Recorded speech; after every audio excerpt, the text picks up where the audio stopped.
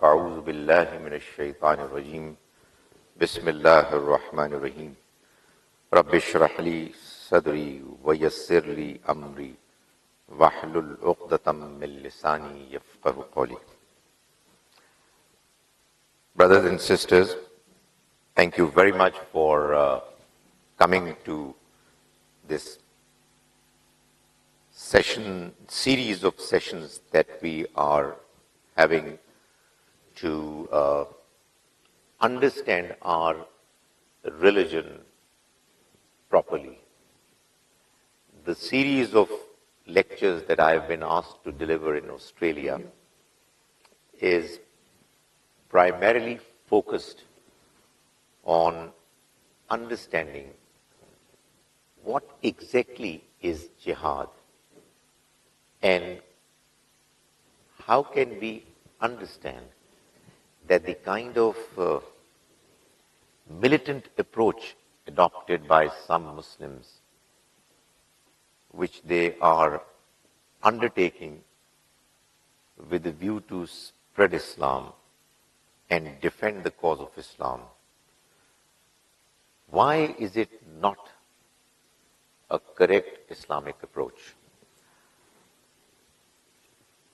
It is one thing that you make a claim that what somebody else is doing is wrong, but it is quite another that you make a clear, convincing presentation wherein you are showing from the original sources of Islam that what the understanding people are perceiving as truly Islamic understanding is not exactly correct. Problems that come to our mind when we understand the law of itmam hujjah, application of jihad which is universal, meant to be applicable for all times to come.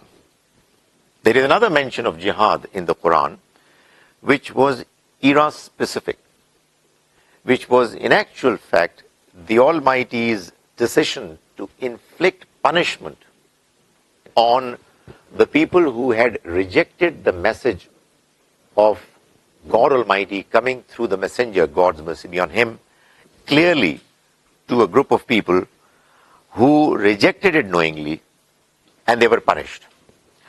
I described the various verses in the Quran that very clearly point at the fact that the Almighty has expected Muslims to fight against some of those non-Muslims who rejected the Almighty's message despite knowing it clearly to be from Him.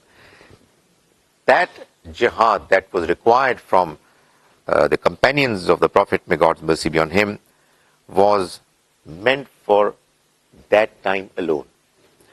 Now, this claim obviously is something which needs to be clarified. There are questions that need to be answered. But what I'm stating right at the outset is that this law of itmam hujjah, that is, the law that states that when a nation receives God's message from God's messengers clearly in a manner that there remains no doubt in the minds of the people who are the addressees, and yet they reject it arrogantly, they are punished by the Almighty. This law is what I'm describing as the law of itmam hujjah, and this law is what is applicable to the immediate addressees of the messenger.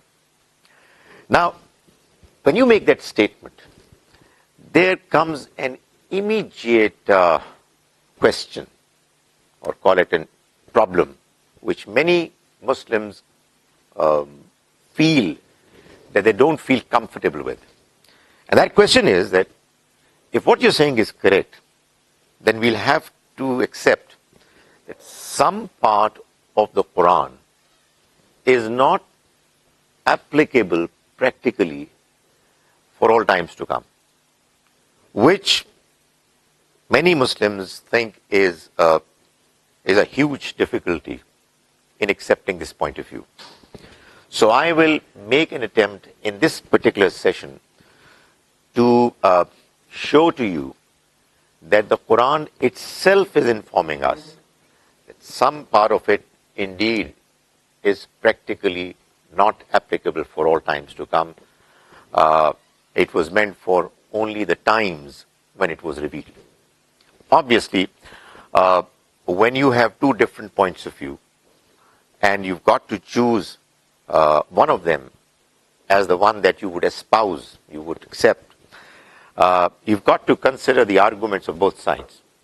And which of the two presentations or more than two presentations makes more sense to you is the one that you ought to accept. But before I mention some arguments from the Quran, I would just like to mention briefly the fact that when we make an attempt to understand Islam, when we make an effort to understand the Quran, there could be three approaches, broad approaches of understanding possible. One approach could be which I am describing as the traditional approach. According to this approach, if you want to interpret the Quran or Hadith, there is only one acceptable way. And that way is that you justify your understanding by giving supporting statements and evidences from some earlier scholars. If you are presenting something which is completely new, we're not going to take it seriously because it ought to be supported by our tradition. This is what I describe as the traditional understanding or the traditional way of interpreting the Quran and Hadith. There is another approach which is called the modernist approach, according to which no interpretation of Quran and Hadith is acceptable which runs contrary to the modern understanding of what truth and reality is. In other words, if there is a scientific truth, there is a truth in social sciences, universally accepted now, then the Quran and Hadith must give a meaning which is consistent with that understanding. This is what I call the modernist approach. There is a third approach of which I have not been able to come up with an appropriate expression to describe it, but in the absence of a better expression, I'm calling it the textualist approach. And according to the textualist approach, the understanding that is the right understanding of Islam, of the Quran and Hadith, is the one which is diligently, honestly making an attempt to explain the text of the Quran through its words and through its context. And the reader or the listener is made to understand that the meanings that are being presented are exactly what the text is saying.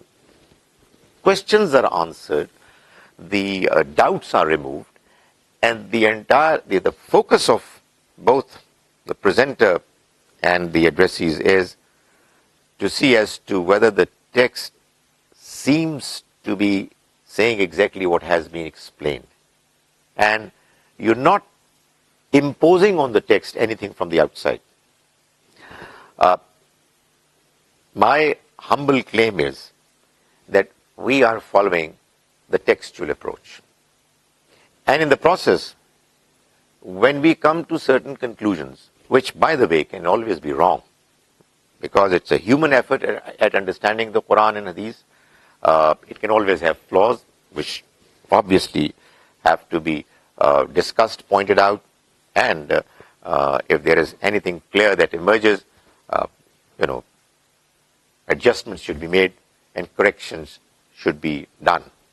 However, if once you are satisfied that the text is saying something clearly, that is what God is telling us. even if nobody else has said it before, even if it runs contrary to the modern understanding of what the truth is. So, with that clarification, now I am going to present before you a few verses which, apart from the verses of jihad, to me are clarifying that some verses of the Quran were meant only for the time when it was revealed, and they cannot be in any way shown to be applicable for other times. In other words, what I'm trying to say is that our claim that there is a part of jihad, there is one category of jihad mentioned in the Quran which was only meant for the times, for the time era when it was revealed in, we are justified in making that claim because there are other verses in the Quran too which likewise clearly are meant for those times alone.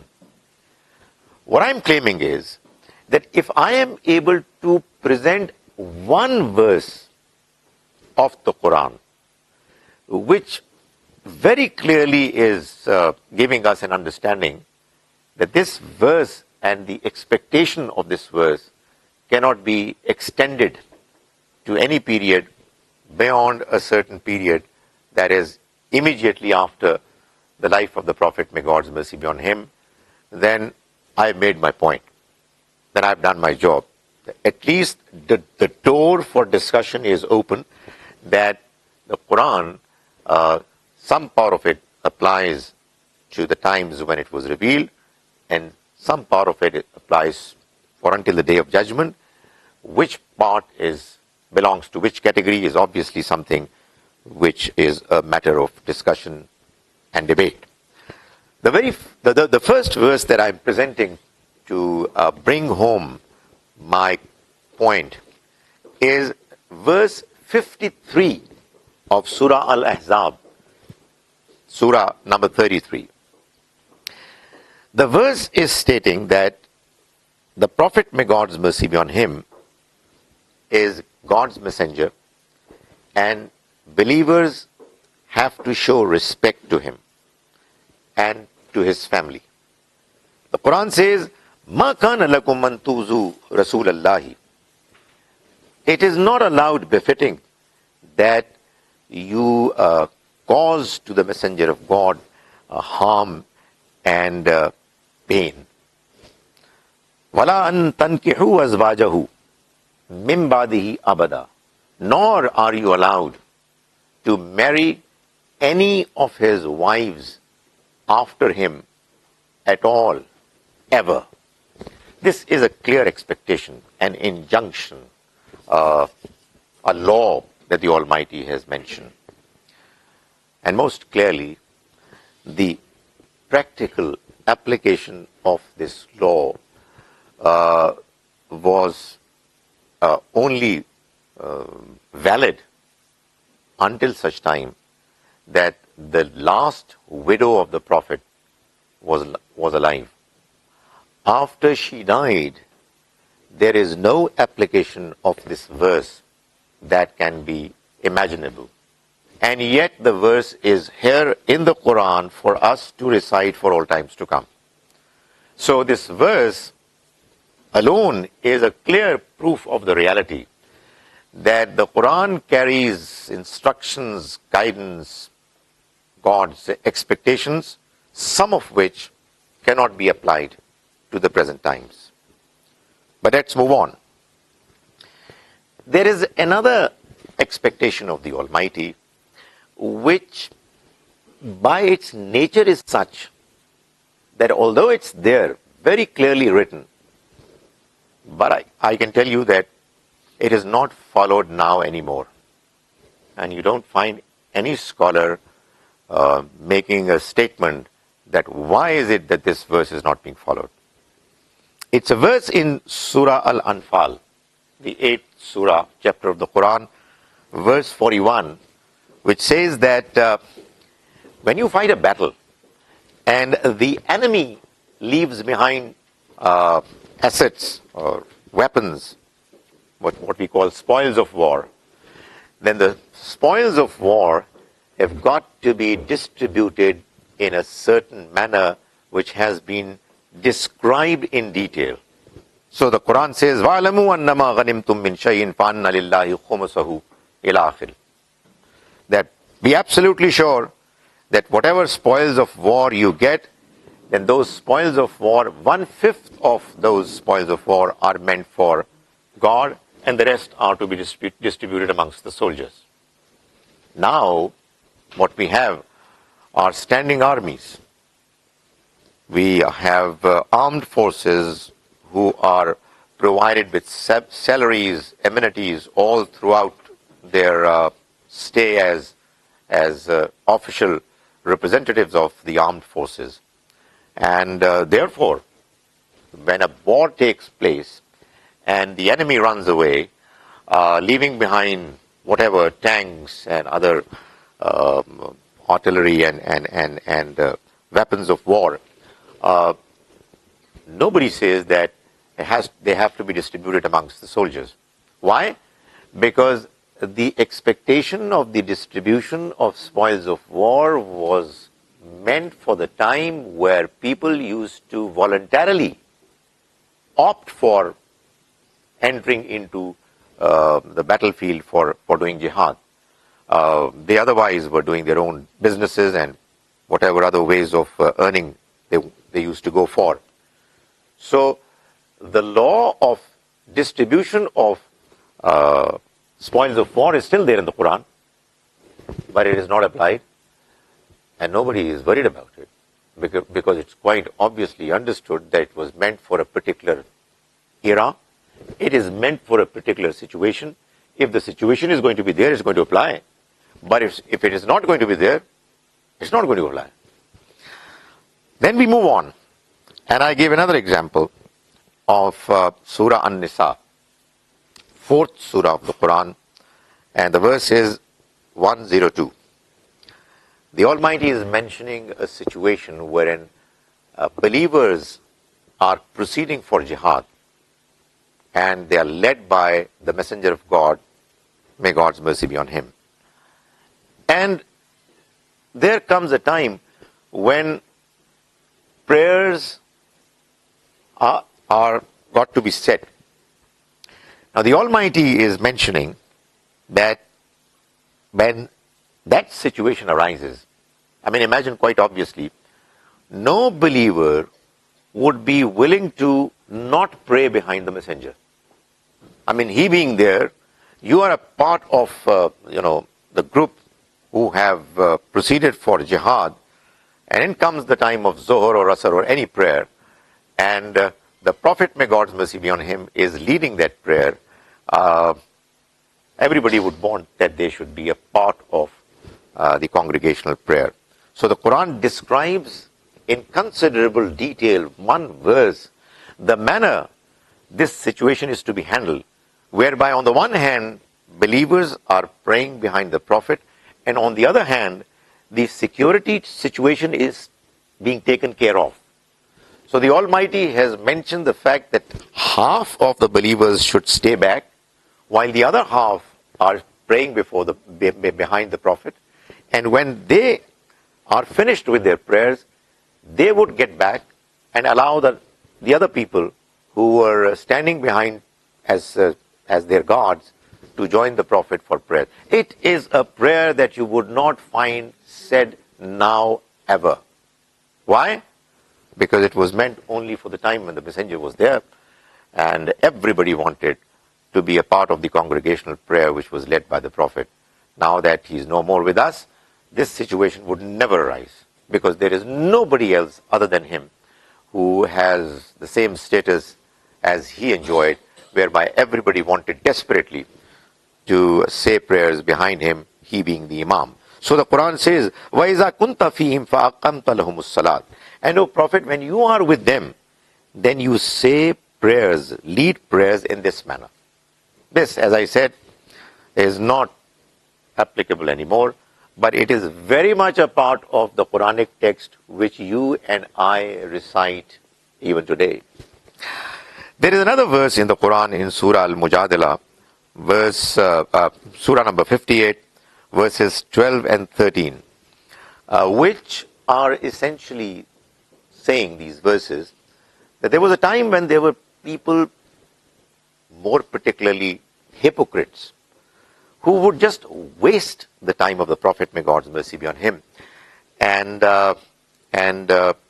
ask him to spare some moments for them to talk to him exclusively. This obviously was something which was disturbing for the Prophet, because he had many other important things to do, and more significantly, the people who really wanted to have that opportunity to be given to them were not serious-minded people. They were not the ones who were asking any real, genuine questions about religion. They just wanted to waste his time and to cause him problems and pain. So the Almighty imposed a condition whereby the person who was to talk to him in seclusion was to first spend something in the way of God and then come.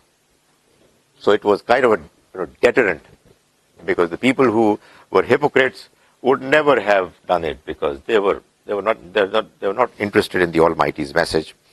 So Surah 58, Al-Mujadala, verses 12 and 13 are actually referring to that law that the Almighty mentioned. In verse 12, that expectation and requirement has been mentioned, and in verse 13, after a certain while, the Almighty has removed that expectation, which again points to the fact that there were some verses, some passages in the Quran which most certainly and clearly were meant for the times when they were revealed, and they've got nothing to do with the present times. Last but not the least, I'm now presenting another example which quite often creates difficulties for some of us while we talk to, more particularly, the non-Muslims about Islam. Well, we also sometimes have this question in our mind. And the question is, why is it that we find in the Quran a mention, not just once, but in many passages, of the fact that there could be slaves and slave girls? It is mentioned in a way that you find that it's a normal part of the life that the Quran is describing.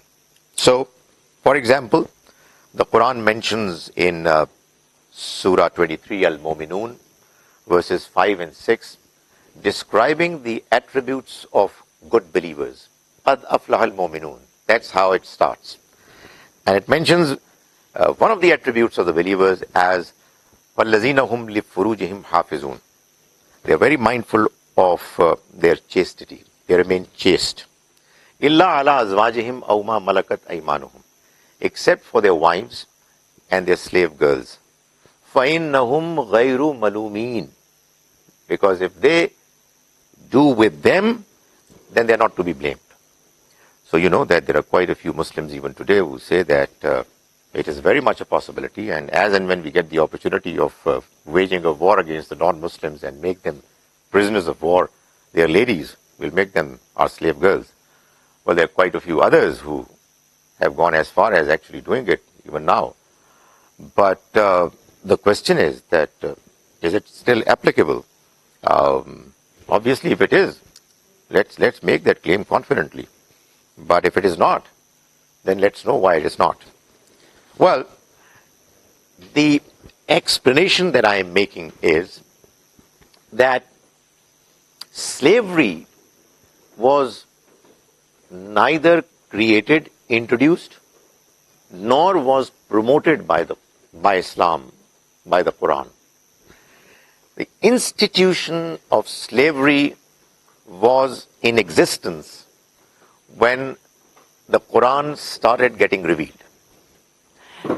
And the Almighty dealt with the problem of slavery in a manner that He did not eliminate slavery immediately, overnight, by one stroke of pen. but removed slavery from the society gradually, as indeed has been the Almighty's policy with regard to most of the evils, vices, which were prevalent in the society in a manner that it was deep-rooted, and people were so influenced by the evils that it wouldn't have been possible for them to get rid of them immediately.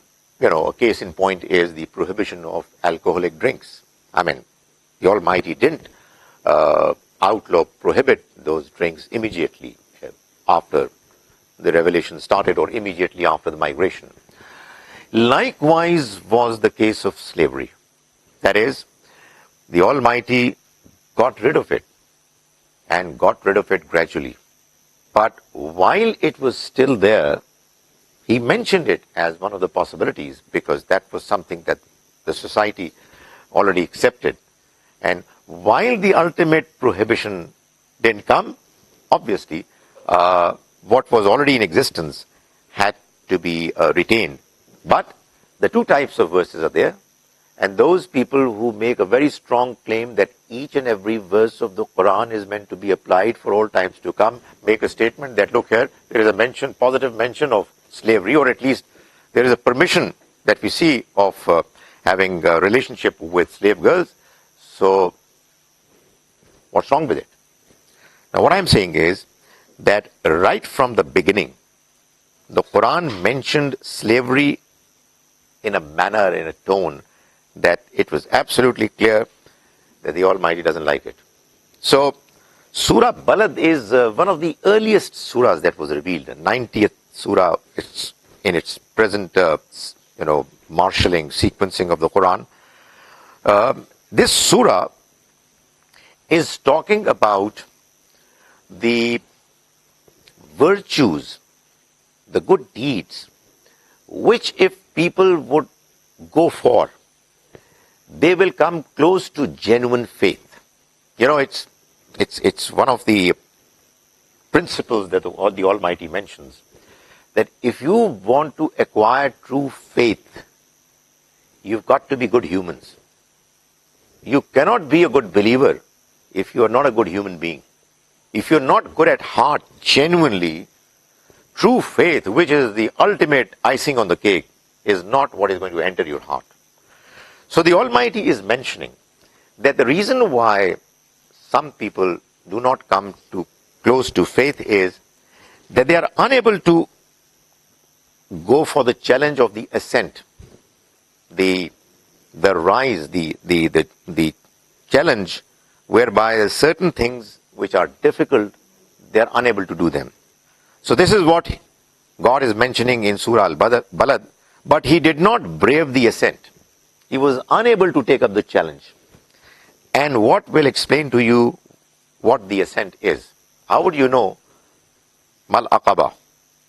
And the first thing that the Almighty mentions about the ascent is that those difficult things which are good but are tough, and therefore people don't go for them, and therefore they are not able to acquire true, genuine piety, and therefore they don't come close to real faith. What is that ascent? The first thing, the first expectation the Almighty mentions is Fakku Raqaba, freeing of slaves. You know what it means? What it means is that God wants you to free slaves. Had it been the intent of the Almighty to continue and preserve the institution of slavery and to promote its cause, this probably would have been a contradiction. But right from the beginning, the Almighty says that free them, emancipate them. It doesn't make sense. It's unfair. So free them voluntarily. However, as I said, so long as there were slaves and slave girls, and the final verdict didn't come, he sent rules which were applicable to them as well. Why did he not send his final expectation to get rid of slavery? Well, probably because had he done it, it would have caused harm to the very slaves and slave girls whose betterment and the protection of whose rights was the purpose. Why? Because the arrangements were not in place to make sure that those slaves and slave girls who were going to be freed would be accommodated. Had they been freed overnight, they probably would have been reduced to beggars and even prostitutes. So it was first that there was way paved for their freedom, and then ultimately their freedom was announced. Where was it announced? Well, in verse 33, chapter 24, Surah An-Nur, it has been mentioned, and quite often I find educated Muslims saying, where has it been announced? I mean, they say that there is no clear injunction. I think there's a problem in the manner we read the Quran.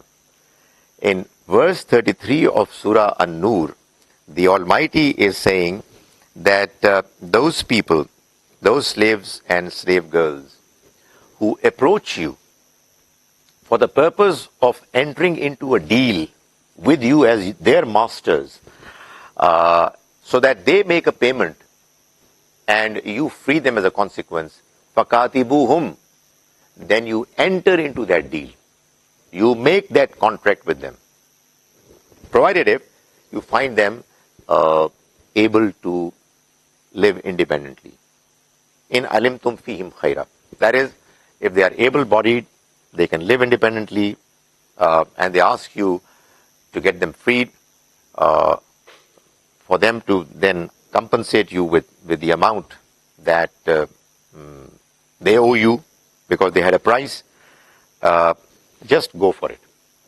This is an injunction which is in the Quran, and according to some outstanding scholars, it is binding on every master who was thus approached. This was one of the measures. And the other measure is mentioned in Surah Muhammad, verse 4, which says that when you fight against the enemy and you make them prisoners of war, فَإِمَّا مَنَّمْ بَعْدُ وَإِمَّا فِدَانٍ. That is, either you free them without asking for any compensation, or you free them by demanding some fidya, some payment. The third possibility, which was the norm in those days, that you make them prisoners of war, and then your slaves or slave girls, has been eliminated. There are two possibilities mentioned. Either you free them without asking for any compensation, or you free them by asking for a compensation. So what I'm saying is that the Almighty eliminated slavery by ensuring that no new slaves and slave girls are going to be made, and by ensuring that those who were already in existence, they are provided with the opportunity, with the option of getting freed by demanding their freedom from their masters, and those masters who will be thus approached will be bound to concede that they are going to be given freedom immediately. But what you find is that there is a mention, time and again you find in the Quranic passages, of slaves and slave girls in a manner that they are a normal part of the system, of the life that the Muslims were leading. And there were no strong negative remarks mentioned with regard to slavery in those passages. That again is an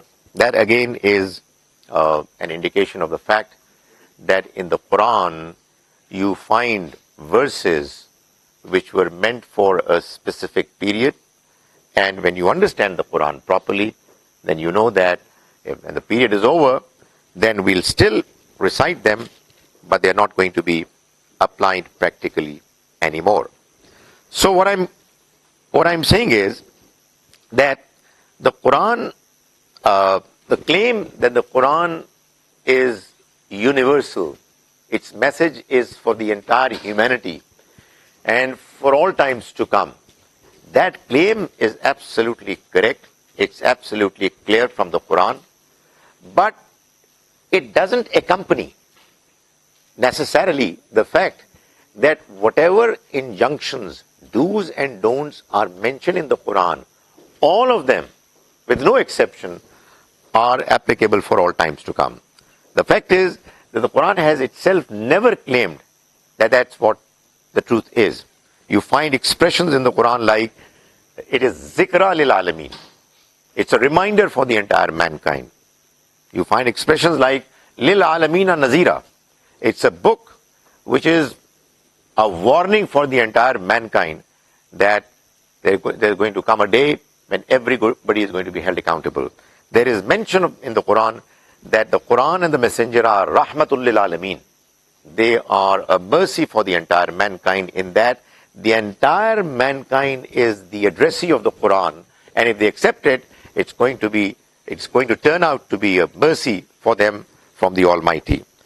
But it doesn't say anywhere that each and every part of the expectation that is mentioned in the Quran is to be followed by everyone for all times to come. I mean, honestly, it's a common sense understanding. I mean, if I find that the Quran is urging me to be good to my parents, and my parents have died, what should I do? I mean, it doesn't apply to me.